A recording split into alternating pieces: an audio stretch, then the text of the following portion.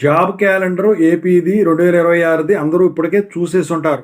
అందుట్లో వచ్చేసరికి ఇంజినీరింగ్ విభాగానికి సంబంధించిన నోటిఫికేషన్స్ ఏవైతే ఉంటాయో అవన్నీ కూడా వీళ్ళు సెప్టెంబర్‌లో ఇస్తామని చెప్పేసి డేట్ కూడా అందుట్లో మెన్షన్ చేయడం అయితే జరిగింది. మీ అందరూ చూసే ఉంటారు.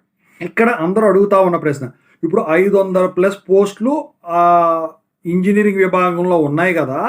ఇప్పుడు ఎలక్ట్రిసిటీ డిపార్ట్మెంట్‌లో రిక్రూట్మెంట్ అనేది కండక్ట్ చేస్తామన్నారు. నోటిఫికేషన్ సంబంధించిన అప్డేట్స్ వచ్చింది. అయితే అందుట్లో ఉన్న పోస్టులు ఏఈ పోస్టులా?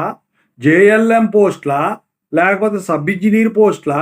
అదొక ప్రశ్న అయితే, రెండోది వచ్చేసరికి జెన్కోనా, ట్రాన్స్కోనా, డిస్కామా అని చెప్పేసి అడుగుతా ఉన్నారండి. దాని గురించి ఇప్పుడు చెప్పదలిచాను. సో మీకేమైనా నాతో మాట్లాడాలంటే కాల్ బిఫోర్ ద్వారా కాల్ చేయండి. Telugu engineering Telegram channel join అవ్వండి. ఇంతవరకు ఛానల్ సబ్స్క్రైబ్ చేసుకోండి. ఇక టాపిక్లో వెళితే ఏంటంటే, ఇప్పుడు 500+ పోస్టులు ఏవైతే 503, 508 ఉన్నాయి కదా, ఆ పోస్టులు ఏవైతే ఉన్నాయో అన్నీ కూడా ఏఈఈ పోస్టులేనే వాళ్ళు చెప్పింది.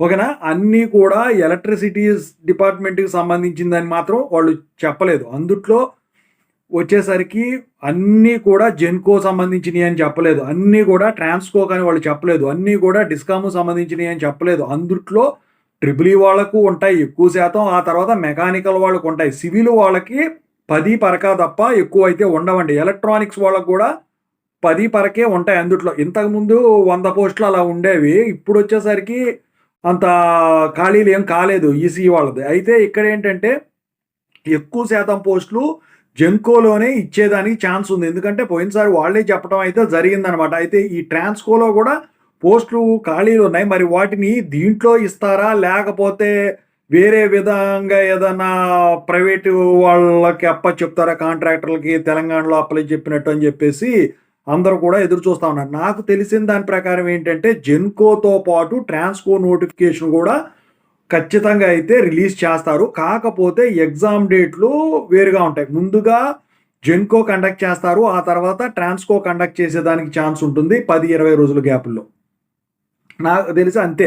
అంతకు మించి అయితే ఉండదు. డిస్కామ్ దాంట్లో అయితే రిక్రూట్మెంట్ చేసేదానికైతే ఉండదు. జేఎల్ఎమ్స్, ఈ సబ్ ఇంజినీర్లు ఇవన్నీ వచ్చేసరికి వేరే శాఖల్లో ఇచ్చేదానికి ఉంటుంది. కానీ ఈ ఏఈ పోస్టుల్లో 503 పోస్టులో 8 పోస్టులు ఉన్నాయి కదా, అవి మాత్రం ఇవి ఆడేయటానికి ఛాన్స్ అయితే లేదండి.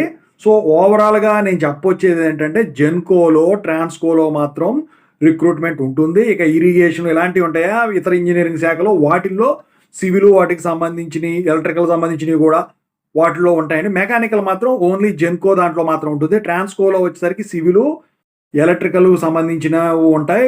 జెన్కో దాంట్లో ఈసీ వాళ్ళకి యాడ్ చేసే విధంగా అయితే ఉంటాయన్నమాట పోస్టులు. సో ఇంతకు మించి అయితే ఉండదు. ఓకేనా? అదనమాట.